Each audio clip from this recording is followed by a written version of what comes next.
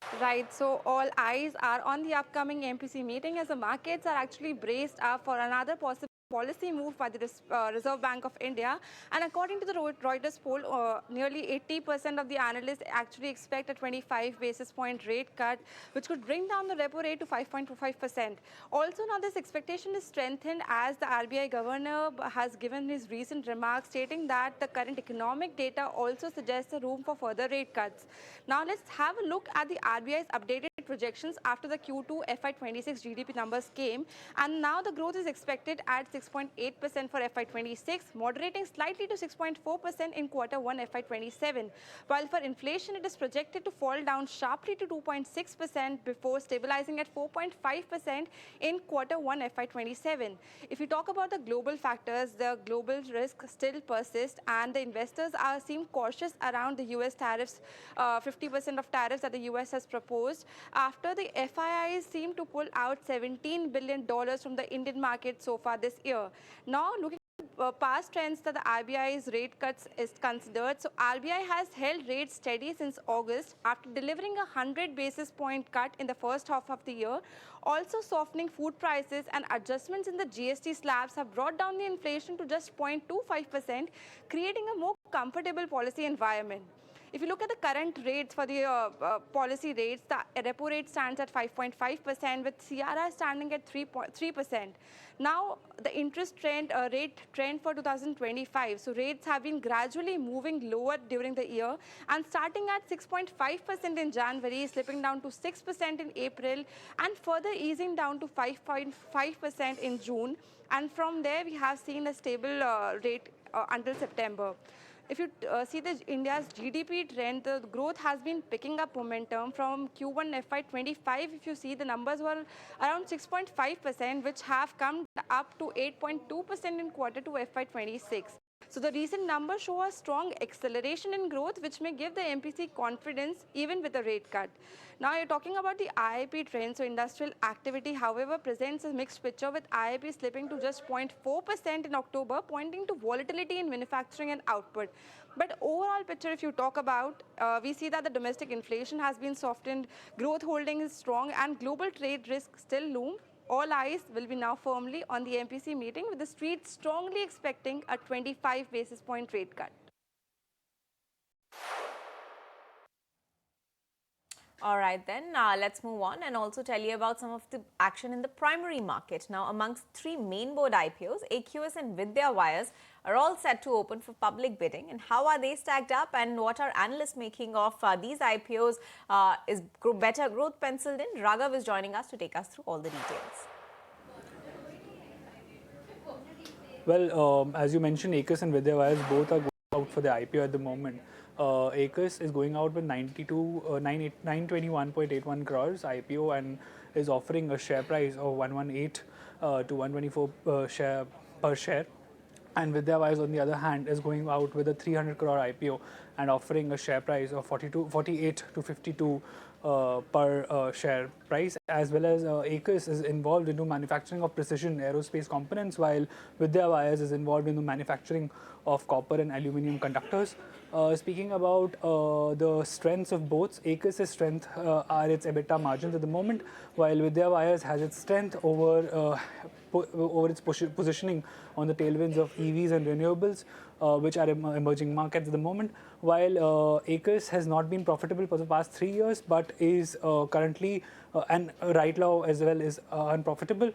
Speaking of Vidya Wires, it has been profitable and has a good exports portfolio, and currently has a profit of 40 crores at the moment.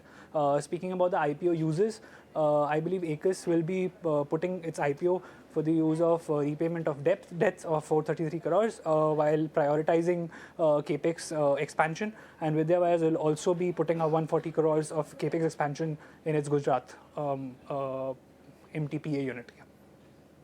All right, thank you, Raghav, for that update. So lots happening in the primary markets, but let's shift focus to the PSU banking space now, which has seen a strong rally this year with the index outperforming the Nifty bank as well.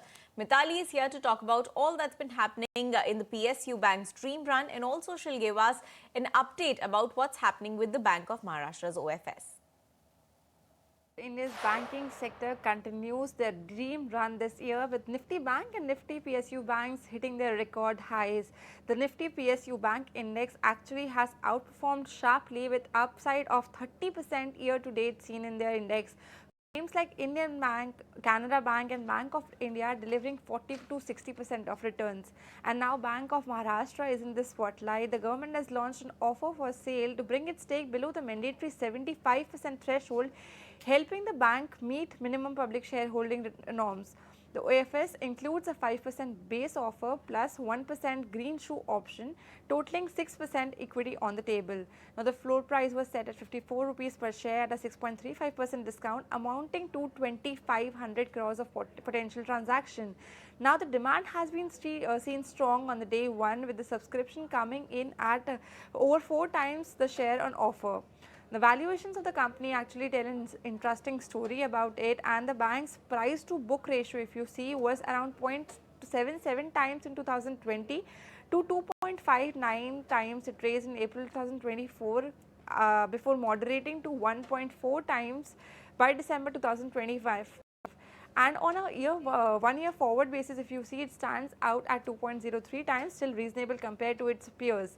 Now, the analysts remain unanimously positive on the stock with 100% buy ratings and an upside of 21% from the current levels. What's also noteworthy is the foreign investor interest. Now, the FII holding has jumped from just 0.16% in 2022 to now 2.35% by September 2025, signaling rising institutional confidence in the company. But there are a few things to watch out for you, like can the bank sustain their NIMs between 3.75% to 4%? Also, will their agri segment stress ease as guided by the management? And how does the retail and MSME upgrades come through in the coming quarter? Also, the bank is expected to raise 5,000 crores in the fresh equity, which could have an impact on the near-term valuations of the company. So, these were the key highlights for you to watch for the company. Thank you, Mithali, for getting us that update. Well, lots happening in the world of Indian PSU banks. But let's move on and take a look at what experts are making of the markets. We caught up with Sridhar Shivaram, the investment director at Inam Holdings, who believes that earnings will revive next year with signs of revival from the fourth quarter this fiscal itself. And we also caught up with Mahesh Patil, the CIO at Aditya Birla Sun Life AMC, who sees a good near-term outlook for PSU banks. However, he finds private banks more attractive. Let's listen into their expert views. So we think that the earnings will revive next year. So as the earnings revive next year, hopefully the new year should bring in more cheers. We think 15 to 18% earnings growth for next year. Okay, so which is a fairly strong number. So that will mean that as these earnings start to reflect, maybe in Q4 we'll start getting early signs, then the market should reflect. A low nominal GDP causes low earnings growth for the market. We need 4 to 5% inflation. If we don't get that, earnings growth will not come. We think that financials itself should give you about 12 to 15% earnings growth. Then all the other consumptions put together should add up. PSU banks, while the near-term outlook still looks good, we would like to believe that in a situation where now liquidity overall in the banking system is improving, and with the measures taken by RBI, right, to reduce the risk weights and the loan to deposit ratio, so that would probably give more elbow room for the private banks to accelerate in the coming quarters or the coming years. And also the retail lending, which had kind of slowed down, I think that's where the private banks tend to do the best. I think that should also come back, okay, looking at overall the consumer demand if it comes back. So while I think PSU banks still look decent from a fundamental perspective, but from a structural long-term perspective, I think the private sector banks is where the compounding could be higher. All right, so those are the comments coming from experts on their sectoral views. But with that, we're completely timed out in this edition of Market Cafe. I'll take your leave, but don't go anywhere. The market coming up next.